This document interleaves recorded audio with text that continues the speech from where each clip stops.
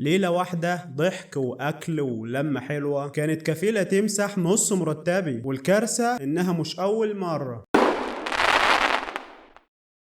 أنا كريم، موظف بسيط، مرتبي بيكفيني بالعافية، لكن عندي نقطة ضعف. بحب العزومات، بحب اللمة، بحب إحساس إن الناس كلها حواليا. يوم الخميس اللي فات رن التليفون، لقيت صاحبي بيقول: فينك يا عم؟ تعالى، العيلة كلها متجمعة، هنروح مطعم جديد، الجو هناك تحفة. ما فكرتش كتير، قلت له خلاص العزومة عليا. حسيت إني هعمل حاجة حلوة، وقلت لنفسي المرة دي هفرحهم بجد. المكان كان فعلا فخم، الطاولات مترتبة بشياكة، الإضاءة دافية وهادية، ريحة الأكل بس تخليك تنسى كل حاجة. الأطباق نازلة، مشويات، سلطات، وبعده حلويات. ضحكنا وهزرنا، اتكلمنا وتصورنا، وعملنا ذكريات حلوة. كنت حاسس إني مالك الليلة دي. لكن بعد 4 أيام فتحت الموبايل عشان أدفع فاتورة الإنترنت، فتحت الحساب البنكي، أكتر من نص المرتب مش موجود. بدأت أرجع بالذاكرة لورا، الفاتورة الكبيرة، البقشيش، التوصيل،